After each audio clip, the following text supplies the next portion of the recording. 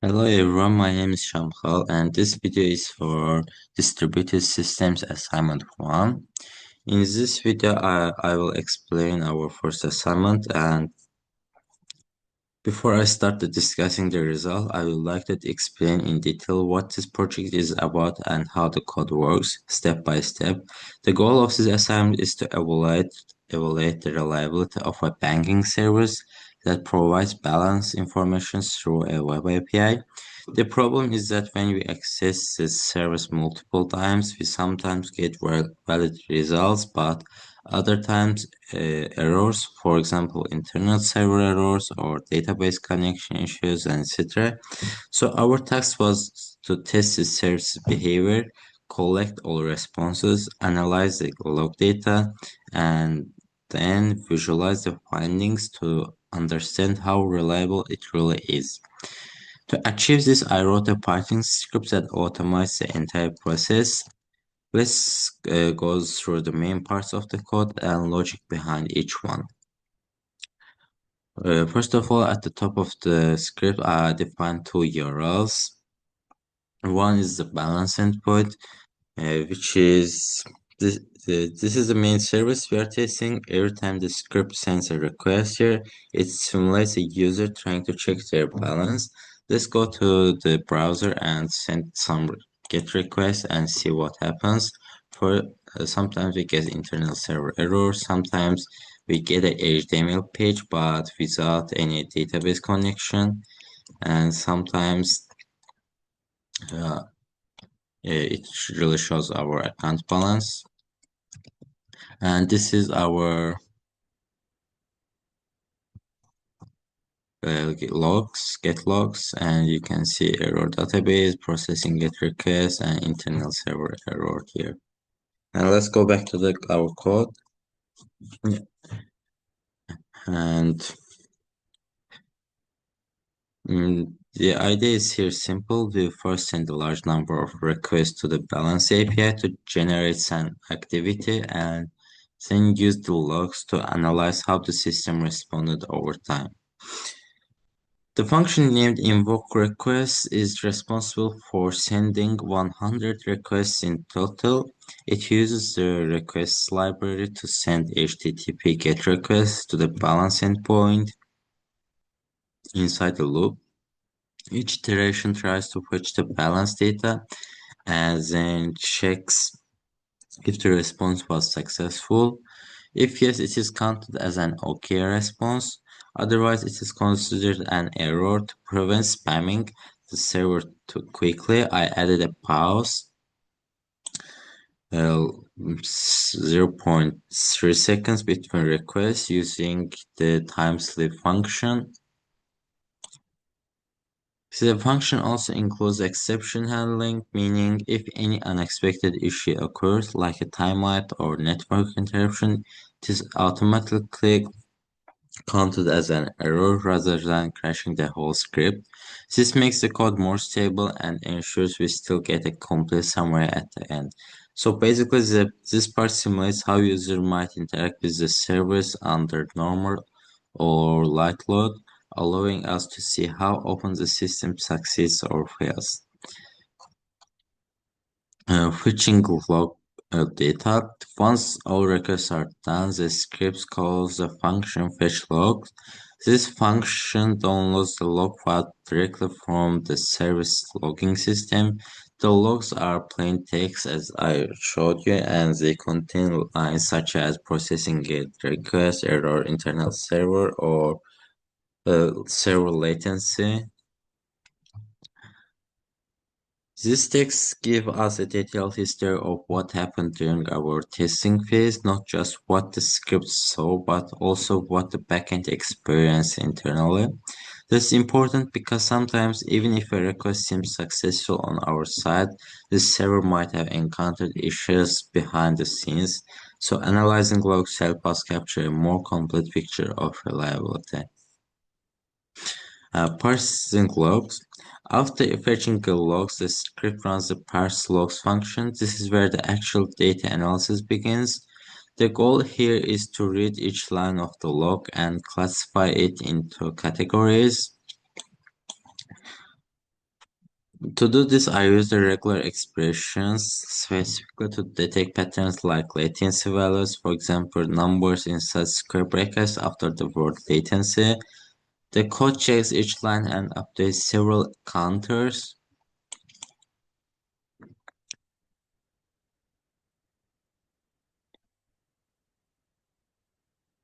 Every time it finds processing get request, it adds 1 to the OK counter. If it sees error, it adds to the error counter.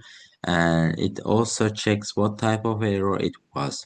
For warning lines, it adds 1 to the warning counter and extract the latency in milliseconds.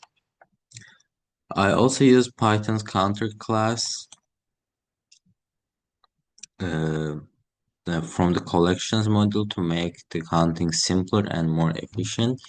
By the end of this step, we have a total count of OK warning and error responses, a breakdown of different error types like database connection issues or server errors, a list of latency values recorded through the test.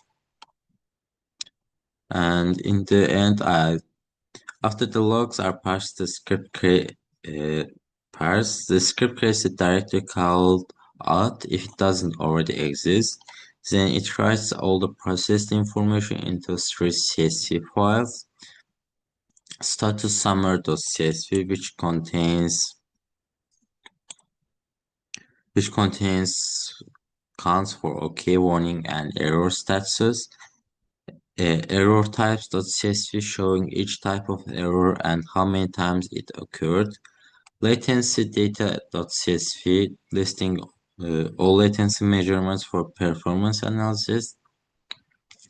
This makes the result reusable. For example, we can later import CSV files into Excel or any data visualization tool for further study. It's a good way to separate the data processing from data visualization.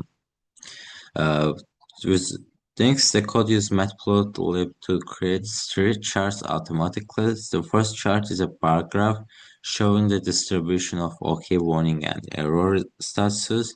The second one shows the error types, allowing us to see which problems happens most often. And the third is a line graph for latency, showing how response time changes during the test. Each graph is automatically saved as a PNG file with names like status distribution PNG, error types PNG, and latency trend PNG. And this allows us to visually interpret what's going on with the service instead of just looking at raw numbers. Reliability calculation and summary here. Finally, the script calculates a reliability percentage using the formula. Reliability is equal to OK divided by OK plus error multiple of 100. This gives a quantitative score showing how often the system returns successful results compared to all requests that fail. After that, it prints a summary in the console showing number of OK warning and error responses, the reliability percentage, and the comparison between local results and log-based results. In short, before running the code, the system is ready to do end-to-end testing, sending requests, collecting logs, analyzing data, and visualizing reliability automatically. This structure makes the project modular, easy to read, and easy to reuse for similar reliability experiments in other distributed systems. And then let's run the code and see what it gives us.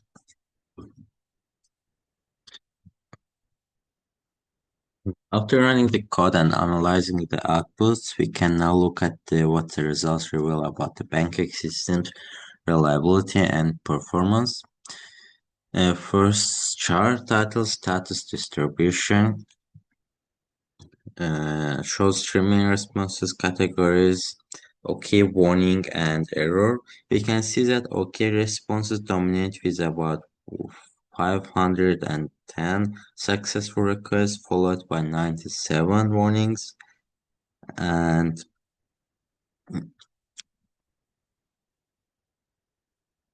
98 warning story and to 245 errors. This tells us what while the majority of requests work correctly, there is still a considerable number of failures. Roughly 1 out of every 4 requests failed. If we calculate the reliability of using the formula OK divided by OK plus error multiple of 100, the system's reliability is around 67%, which is low for a banking service.